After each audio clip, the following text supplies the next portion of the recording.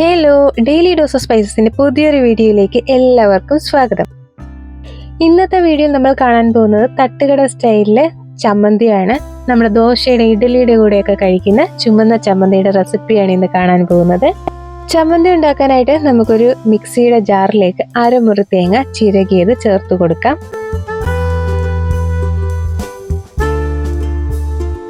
ഇതിലേക്ക് 7 കൊച്ചുള്ളിയാണ് ഞാൻ ചേർക്കുന്നത്.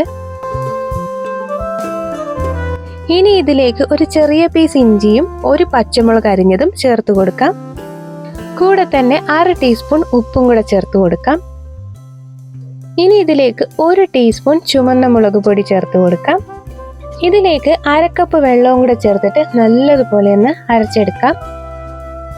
കുറച്ച് അരച്ചതായി ഈ ഒരു പരുവാകുമ്പോഴത്തേക്ക് നമുക്ക് ഇതിലേക്ക് കുറച്ച് കറിവേപ്പിലയും കൂടെ ചേർത്ത് കൊടുക്കാം. ഏകദേശം 1 തണ്ട് കറിവേപ്പിലയാണ് ഞാനിവിടെ ചേർക്കുന്നത്. കറിവേപ്പിലയും കൂടെ ചേർത്ത് കഴിഞ്ഞാൽ പിന്നെ ഒരുപാട് അങ്ങ് അരക്കേണ്ട, 1-2 പൾസ് മാത്രം അരച്ചെടുത്താൽ മതി. അപ്പോൾ ഇതാ നമ്മുടെ അരപ്പ് ഇവിടെ റെഡി ആയിട്ടുണ്ട്. നമ്മളിവിടെ ചമ്മന്തി തയ്യാറാക്കാൻ പോകുന്നത് കറിച്ചട്ടിയിലാണ്. അപ്പോൾ കറിച്ചട്ടി അടുപ്പത്തേക്ക് വെക്കാം. അതിലേക്ക് ഞാനിവിടെ 1.5 ടേബിൾ സ്പൂൺ അളവിൽ വെളിച്ചെണ്ണ ചേർക്കുകയാണ്. വെളിച്ചെണ്ണയുടെ അളവ് നിങ്ങൾക്ക് കുറയ്ക്കണമെങ്കിൽ കുറയ്ക്കാം. എണ്ണയൊന്ന് ചൂടായി വരുമ്പോഴത്തേക്ക് അതിലേക്ക് 1 ടീസ്പൂൺ അളവിൽ കടുക് ചേർത്ത് കൊടുക്കാം. കടുകൊന്ന് പൊട്ടി വരട്ടെ. കടുക് പൊട്ടി വന്നാൽ നമുക്കിതിലേക്ക് 2 വറ്റൽമുളക് മുറിച്ച് ചേർത്ത് കൊടുക്കാം.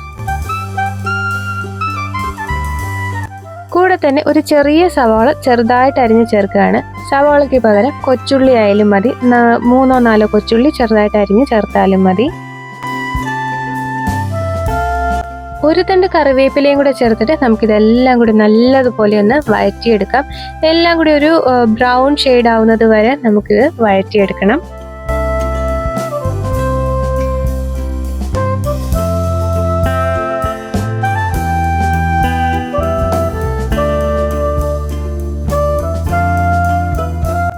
അപ്പോൾ ഇതാ നമ്മുടെ ഉള്ളിയെല്ലാം മൂത്ത് വന്നിട്ടുണ്ട്. എല്ലാം നല്ലപോലെ ഒന്ന് വഴറ്റി വന്നിട്ടുണ്ട്.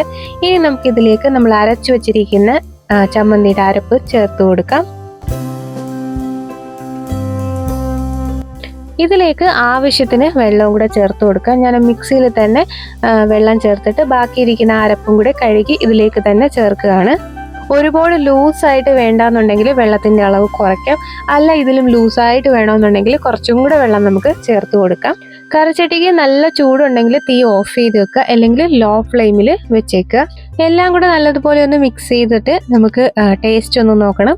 എന്നിട്ട് നമ്മൾ ഉപ്പ് ചേർക്കാനുണ്ടെങ്കിൽ അഡീഷണൽ ഉപ്പൊക്കെ ഈ സമയത്ത് ചേർത്ത് കൊടുക്കാം. എനിക്കിതിൽ കുറച്ച് ഉപ്പ് കുറവായിട്ടാണ് തോന്നിയത്, അതുകൊണ്ട് ഒരു 1/4 ടീസ്പൂൺ ഉപ്പും കൂടെ ഞാനിവിടെ ചേർത്ത് കൊടുക്കുകയാണ്. ഇനി ഇതെല്ലാം കൂടെ നല്ലതുപോലെ ഒന്ന് മിക്സ് ചെയ്യാം. ചെറുതായിട്ടൊന്ന് ചൂടായാൽ മതി. ഇപ്പോൾ ഫ്ലെയിം ഓഫ് ചെയ്തിട്ടിരിക്കുകയാണെങ്കിൽ ഒന്ന് ലോ ഫ്ലെയിമിലിട്ട് ജസ്റ്റ് ഒന്ന് ചൂടാക്കി എടുക്കുക. തിളയ്ക്കാൻ പാടില്ല. തിളച്ച് കഴിഞ്ഞാൽ നമ്മുടെ ഇതിനകത്തുള്ള തേങ്ങ എല്ലാം കൂടെ ഒന്ന് പിരിയുന്ന പോലെ ആയിപ്പോ കേട്ടോ.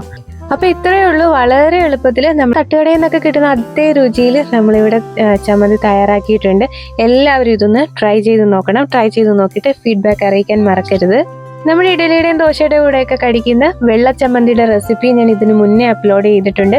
അത് കാണാത്തവരുണ്ടെങ്കിൽ അതും കൂടി ഒന്ന് കാണണേ. എൻ്റെ ചാനൽ ആദ്യമായിട്ടാണ് കാണുന്നതെങ്കിൽ ലൈക്ക് ചെയ്യാനും കമൻറ്റ് ചെയ്യാനും സബ്സ്ക്രൈബ് ചെയ്യാനും മറക്കല്ലേ. ഇഷ്ടപ്പെട്ടാൽ മറ്റുള്ളവർക്ക് കൂടി ഒന്ന് ഷെയർ ചെയ്ത് കൊടുക്കണേ. പുതിയൊരു വീഡിയോയുമായി ഉടൻ തന്നെ കാണാം.